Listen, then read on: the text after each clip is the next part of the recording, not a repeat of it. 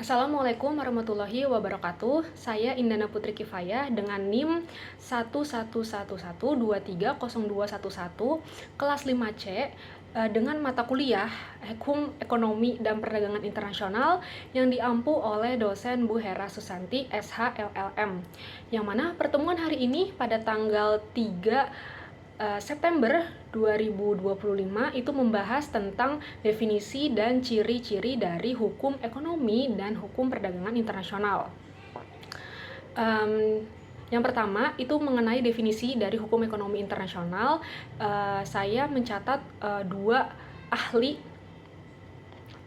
Yang pertama itu dari Ignaz Said. Ignaz Said mengatakan bahwa keseluruhan aturan hukum internasional publik yang secara langsung berkaitan dengan transaksi ekonomi antara subjek-subjek negara hukum internasional. Lalu menurut ahli yang kedua, yaitu adalah Verel Loren van den, mengatakan bahwa hukum ekonomi internasional itu terdiri dari 3 unsur.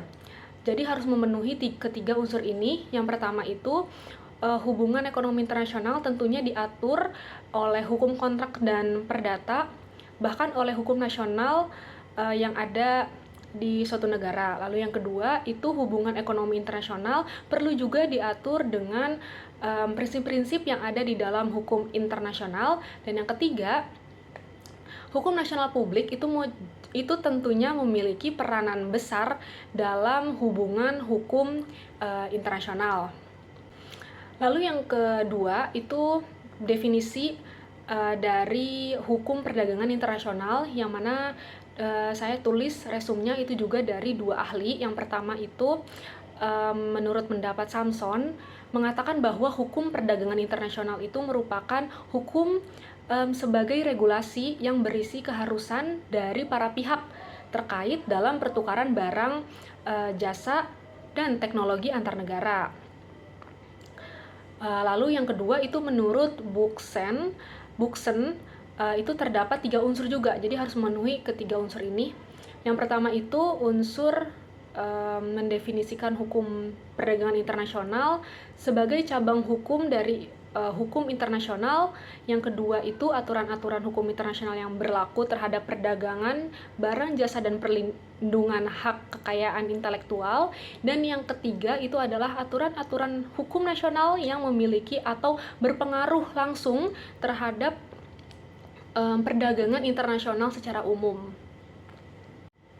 Kemudian, adapun ciri-ciri dari hukum ekonomi internasional dan hukum perdagangan internasional yang telah saya tulis, itu yang pertama adalah untuk mengatur interaksi negara, yang mana untuk memajukan pembangunan ekonomi, pembangunan perdagangan, dan juga hak kekayaan intelektual, termasuk juga penanaman modal keuangan internasional.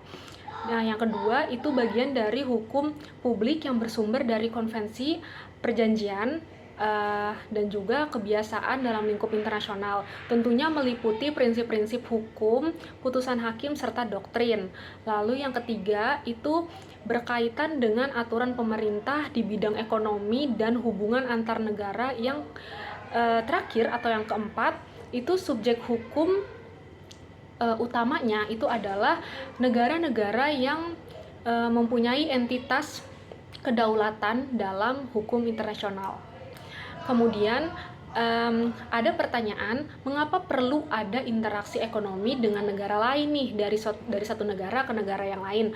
Jadi interaksi itu ada karena tentunya tujuannya itu untuk meningkatkan ekonomi di negaranya, karena kan dari negara tersebut tentunya mereka memiliki keterbatasan sumber daya manusia dan sumber daya alamnya juga. Jadi dengan adanya interaksi dari satu negara ke negara yang lain, mereka bisa saling memenuhi keterbatasannya tersebut, yang tentunya akan saling menguntungkan satu sama lain, menguntungkan secara ekonomi. Lalu yang kedua itu tadi memenuhi keterbatasan dari setiap negara-negaranya. Yang ketiga itu adanya tujuan untuk meningkatkan inovasi dan kreativitas dari negaranya juga. Dan yang terakhir itu kemajuan transportasi dari setiap negaranya. Baik, terima kasih. Sekian yang dapat saya sampaikan. Wassalamualaikum warahmatullahi wabarakatuh.